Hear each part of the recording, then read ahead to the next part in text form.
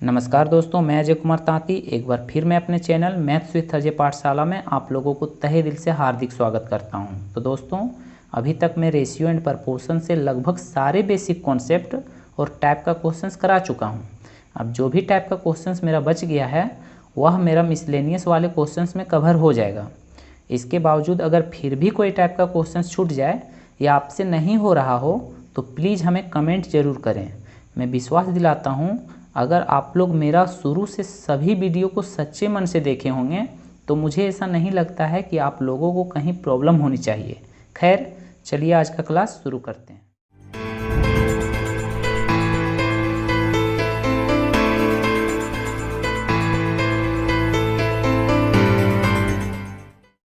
तो आज हम लोग रेशियो एंड प्रपोर्शंस के मिसलेनियस वाले क्वेश्चंस को देखेंगे। तो मेरा पहला क्वेश्चन है, यदि 21, 38, 55 और 106 प्रत्येक में x को घटाया जाता है तो इस प्रकार संख्याएं समानुपात हो जाती है। तो 2x + 1 और 2x - 4 के बीच मध्यानुपाती ज्ञात करें। तो सबसे पहले हम देखते हैं कि हमें चार संख्याएं दी गई हैं। लिख लेते हैं हम, कितना है 21, 38, 55 और 106। अब क्वेश्चंस में बोला जा रहा है कि जब प्रत्येक में x को घटाया गया तो मेरा संख्या क्या हो जाती है, प्रपोर्शन में हो जाती है। कहने का मतलब है समानुपाती हो जाती है। तो प्रपोर्शंस होती क्या है यह हम पिछला वीडियो में बता चुके हैं कि प्रपोर्शंस को हम कैसे पता करेंगे कि मेरा कोई संख्या प्रपोर्शन में है या नहीं। हम पिछला वीडियो में सारा बता चुके हैं। तो जो भी मेरा पिछला वीडियो अभी तक नहीं देखे हैं प्लीज़ आप लोग मेरा पिछला वीडियो को देखें। तो चलिए अब क्वेश्चंस को समझते हैं। तो क्वेश्चंस में बोला जा रहा है कि जब प्रत्येक में x को घटा दिया गया, कहने का मतलब है 21 में भी, 38 में भी, 55 में भी और 106 में भी x को घटा दिया गया तो मेरा संख्याएं जो हो गया वो प्रपोर्शन में हो जाती है। तो प्रपोर्शंस में कैसे हम लिखते हैं, प्रथम दो रेशियो इक्वल होना चाहिए सेकंड के दो रेशियो के। तो 21 - x अपॉन 38 - x ये इक्वल होना चाहिए 55 - x अपॉन 106 - x के।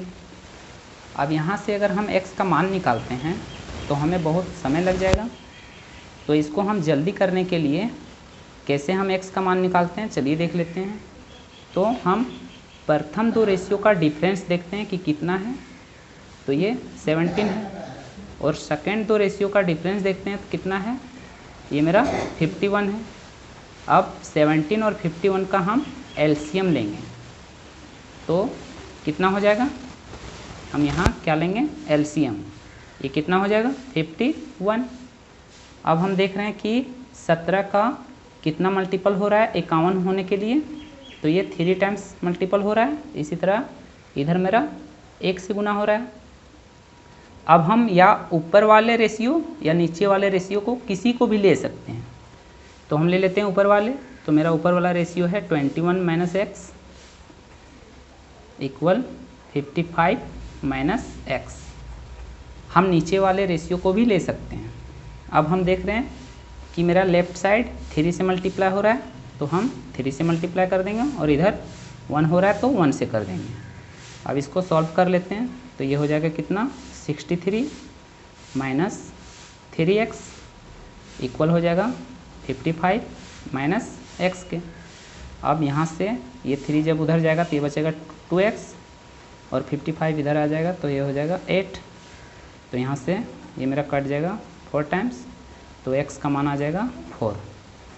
अब हमें पता चल गया कि जब हम प्रत्येक संख्या में 4 को घटा देते हैं तो मेरा संख्या क्या हो जाती है, प्रपोर्शन में हो जाती है। इसको चलिए हम चेक भी कर लेते हैं। तो अब हम चेक भी कर लेते हैं। तो 21 में 4 चल जाएगा तो कितना बचेगा, ये बचेगा 17। इसी प्रकार 38 में 4 चल जाएगा तो ये बचेगा 34। ये इक्वल होना चाहिए 55 में जब मेरा 4 चल जाएगा तो ये बचेगा कितना 51 और 106 में 4 जाएगा तो बचेगा 102। अब यहाँ से देख रहे हैं ये मेरा कट जाएगा 1/2 टाइम्स और ये भी 1/2 टाइम्स। तो यहाँ से भी 1/2 और यहाँ से भी 1/2। तो हम देख रहे हैं कि दोनों रेशियो आपस में इक्वल है, तो मेरा संख्याएं प्रोपोर्शन में हो गया। लेकिन हमें पूछा गया है कि 2x + 1 और 2x - 4 के बीच मीन प्रोपोर्शंस क्या होगा, यानी कि मध्यानुपाती। तो हम पिछला वीडियो में बता चुके हैं कि कोई भी संख्या का मीन प्रोपोर्शंस हम कैसे निकालते हैं। तो मान लेते हैं मेरा दो संख्या a और b है, तो इसका मीन प्रोपोर्शंस क्या हो जाता है, a × b √ में हो जाता है। तो चलिए अब क्वेश्चंस मेरा है 2x + 1 और 2x - 4, इसका ही हमें मीन प्रोपोर्शंस निकालना है। तो सबसे पहले इसका हम मान निकाल लेते हैं। तो यहाँ मेरा x का मान आ गया कितना, 4। अब यहाँ हो जाएगा मेरा कितना, 4 × 2 = 8 और 1 9, और दूसरा संख्या कितना आ जाता है, तो ये हो जाएगा 2 × 4 = 8 और 4 चल जाएगा 8 में, तो ये बचेगा 4। अब इसको हम वापस में मल्टीप्लाई कर देंगे और √ चढ़ जाएगा। मीन प्रोपोर्शंस को हम इसी तरह तो निकालते हैं। तो ये हो जाएगा 3 और ये हो जाएगा कितना, 2। तो इसको जब वापस में मल्टीप्लाई करेंगे तो ये हो जाएगा कितना, 6। तो यही हो जाएगा मेरा मीन प्रोपोर्शंस। अब चलिए हम लोग अगले क्वेश्चंस को समझते हैं। तो मेरा नेक्स्ट क्वेश्चन है, युद्ध से पहले किसी सेना में टैंक और प्लेन का अनुपात 5:3 था। युद्ध के दौरान 1000 टैंक और 800 प्लेन नष्ट हो गए, तो टैंक तथा प्लेन का अनुपात अब 2:1 हो गया। तो युद्ध के बाद टैंक की संख्या क्या है। बहुत ही अच्छा क्वेश्चन है, चलिए समझते हैं। तो हमको दिया गया है क्या, टैंक और प्लेन। तो हम T फॉर टैंक और P फॉर प्लेन को लिख लेते हैं। तो बोला गया कि युद्ध से पहले मेरा दोनों का रेशियो कितना था, कहने मतलब टैंक और प्लेन का 5:3, और हो गया कितना, 2:1। ये कब हुआ, जब युद्ध हुआ। तो युद्ध में तो कुछ हुआ होगा, हाँ हुआ है। क्या हुआ है, तो मेरा टैंक 1000 और प्लेन 800 का नुकसान हुआ है, कहने मतलब नष्ट हो गया। अब हम देखते हैं कि इस प्रकार क्वेश्चंस कैसे बनाते हैं। तो इन दोनों का रेशियो हम देख रहे हैं कितना है, 2, और इन दोनों रेशियो का डिफरेंस है 3। तो ये मेरा दोनों का रेशियो डिफरेंस है, तो इसलिए हम अब इन दोनों का क्रॉस मल्टीप्लाई का डिफरेंस देखते हैं। तो ये हो जाता है कितना, 5, और इधर से 2 × 3 = 6। तो 5 और 6 का डिफरेंस देखते हैं कितना हो जाता है, 1। अब यहाँ भी हम इन दोनों का क्रॉस मल्टीप्लाई का डिफरेंस देखेंगे। तो इधर से मेरा हो जा रहा है कितना, 1000, और इधर से 8 × 2 = 1600। तो 1000 और 1600 का डिफरेंस कितना हो गया, 600। अब हम बता चुके हैं कि ये मेरा फर्स्ट रेशियो के लिए होता है। तो हमें चाहिए टैंक का मान। तो टैंक आ जाएगा मेरा कितना, जब हम 600 को 5 से गुना करेंगे तो ये हो जाएगा मेरा कितना, 3000। अब ये कब है, युद्ध से पहले की टैंक की संख्या। हमें बताना है युद्ध के बाद टैंक की संख्या क्या है। तो युद्ध में हम देख रहे हैं कि मेरा 1000 क्या हो गया, नष्ट। तो हम इसमें 1000 माइनस कर देंगे। तो प्रेजेंट में मेरा टैंक की संख्या है वो कितना है, 2000। तो यही हो गया मेरा आंसर। दोस्तों, मैं इस प्रकार का क्वेश्चंस बहुत सारा बता चुका हूँ। अगर आप लोगों को थोड़ा कम समझ में आया हो तो प्लीज़ आप मेरा पिछला वीडियो को देख सकते हैं। तो चलिए अब हम लोग अगले क्वेश्चंस को समझते हैं। तो मेरा अगला क्वेश्चन है, किसी कक्षा में लड़कियों की संख्या लड़कों की संख्या से 20% अधिक है। इस कक्षा में कुल 66 विद्यार्थी है। यदि कक्षा में 4 और लड़कियां भर्ती कर ली जाए तो लड़कों और लड़कियों की संख्या का अनुपात होगा। तो सबसे पहले हम 20% को समझ लेते हैं कि होता क्या है मेरा। तो 20% को अगर हम फ्रैक्शन का मान निकालें तो ये हो जाता है मेरा 1/5।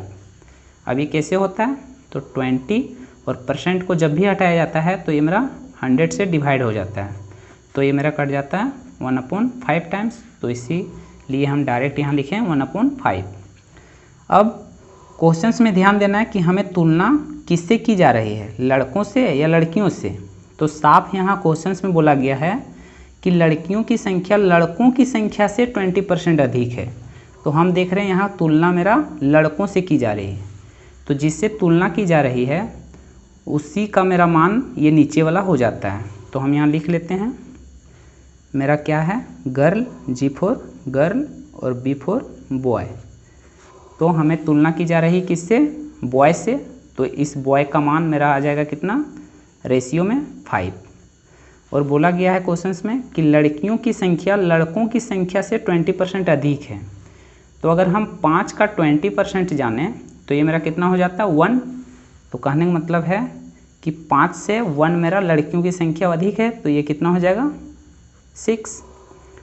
अब हमको आगे क्वेश्चंस में बोला गया है कि यदि कक्षा में 4 और लड़कियां भर्ती कर ली जाए तो लड़कों और लड़कियों की संख्या का अनुपात हमसे पूछा गया है। तो हम यहाँ डायरेक्ट 4 को ऐड नहीं कर सकते हैं, क्योंकि यह मेरा जो मान है यह मेरा रेशियो में दिया गया है, और जो हमें ऐड करने बोल रहा है वह मेरा वास्तविक संख्या है, यानी कि लड़की की। तो हम डायरेक्ट यहाँ रेशियो में हम ऐड नहीं कर सकते हैं। तो सबसे पहले हम गर्ल और बॉय का संख्या पता कर लेते हैं। तो हम अगर रेशियो में गर्ल और बॉय का टोटल सम देखें तो मेरा कितना हो जाएगा, 6 और 5 11। बट क्वेश्चंस में हमें कितना दिया गया, 66। तो 11 है 66 के इक्वल, तो 1 का यहाँ से मान कितना आ जाएगा, 6। तो 6 का मान आ जाएगा, 1 है 6 के इक्वल, तो 6 का मान आ जाएगा यहाँ से 36। और इसी प्रकार 5 का मान आ जाएगा कितना, 30। तो अब हमें पता चल गया है कि गर्ल मेरा है 36 और बॉय है मेरा 30। अब जैसा कि बोला गया था कि यदि कक्षा में 4 और लड़कियां भर्ती कर ली जाए, तो पहले लड़की कितनी थी, 36। अब जब 4 इसमें और ऐड कर लिए तो ये मेरा कितना हो गया, 40। अब हमें रेशियो निकालना है लड़कों और लड़कियों की संख्याओं का। तो यहाँ ध्यान देना है, मेरा इस क्वेश्चन को लेने का मेन मकसद यही था कि इस बार हमें जो रेशियो पूछ रहा है वो पहले लड़कों को लिया गया, उसके बाद लड़कियों की संख्या का अनुपात निकालना है। तो पहले हम लेंगे यहाँ बॉय, ना कि गर्ल। यहाँ ध्यान देना है कि शुरू में जो रेशियो दिया गया था वो गर्ल पहले दिया गया था, उसके बाद बॉय। लेकिन जो हमें रेशियो निकालने बोला है वो पहले बॉय का रेशियो निकालने बोला है, उसके बाद गर्ल का। तो बॉय मेरा कितना आ गया, 30 और गर्ल कितना आ गया, 40। अब यहाँ से 0 0 कैंसिल आउट हो जाएगा और यहाँ से जो रेशियो आ जाएगा वो आ जाएगा 3:4। तो यही मेरा आ जाएगा बॉय और गर्ल का रेशियो। तो यही हो जाएगा मेरा आंसर। चलिए अब हम लोग नेक्स्ट क्वेश्चन को समझते हैं। तो मेरा नेक्स्ट क्वेश्चन है, एक व्यक्ति ने 8600 रुपये अपने 5 बेटे, 4 बेटियों तथा 2 भतीजों में इस प्रकार बांटा कि प्रत्येक बेटी को भतीजे का 4 गुना तथा प्रत्येक बेटे को भतीजे का 5 गुना भाग मिले, तो प्रत्येक बेटी का भाग क्या होगा। तो हमें यहाँ 8600 रुपये को 5 बेटे, हम यहाँ लिख ले रहे हैं 5 बेटे, 4 बेटियाँ, 4 बेटियाँ और 2 भतीजे में बांटना है। 2 भतीजे, ये मेरा भतीजे है, में बांटा गया है। अब क्वेश्चंस में बोला गया है कि प्रत्येक बेटी को भतीजे का 4 गुना। तो अगर हम भतीजे को 1 मान लेते हैं तो बेटी इसका 4 गुना कितना हो जाएगा, तो ये 4 हो जाएगा। और प्रत्येक बेटे को भतीजे का 5 गुना भाग मिला, तो भतीजे का बेटे 5 गुना कितना हो जाएगा, तो इसका 1 है, तो ये मेरा 5 गुना हो जाएगा कितना, 5 हो जाएगा। तो ये हम देख रहे हैं कि ये मेरा प्रत्येक का रेशियो दिया गया है।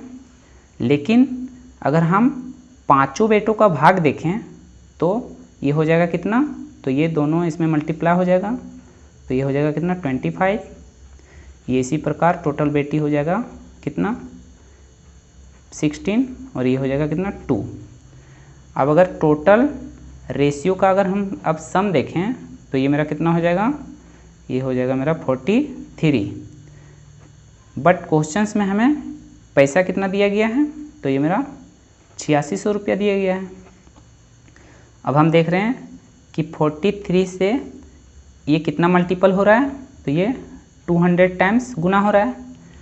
तो इसी प्रकार हमको पूछा गया क्या, कि प्रत्येक बेटी का भाग क्या होगा। तो प्रत्येक बेटी का भाग हम देख रहे हैं कितना है 4, तो इस 4 का भी मेरा मान कितना हो जाएगा, तो ये भी इससे 200 गुना हो जाएगा। कहने का मतलब ये कितना हो जाएगा 800। तो मेरा प्रत्येक बेटी का भाग क्या होगा 800। चलिए अब हम लोग अगले क्वेश्चन को समझते हैं। तो मेरा नेक्स्ट क्वेश्चन है, पृथ्वी पर भूमि और जल का अनुपात क्रमशः 1:2 है। उत्तरी गोलार्ध में यह अनुपात 2:3 है, तो दक्षिणी गोलार्ध में अनुपात क्या है। बहुत ही कन्फ्यूजन क्वेश्चन है लेकिन ईजी है। चलिए देखते हैं। तो अगर हम सेकेंड लाइन में ध्यान दें तो हम देख रहे हैं कि पृथ्वी को 2 भागों में बांटा गया है, एक उत्तरी गोलार्ध यानी कि नॉर्थ हेमिस्फीयर और एक दक्षिणी गोलार्ध यानी कि साउथ हेमिस्फीयर। अब अगर हम पृथ्वी को 2 भाग में बांटते हैं तो दोनों का जो एरिया होगा यानी कि क्षेत्रफल वो इक्वल होना चाहिए।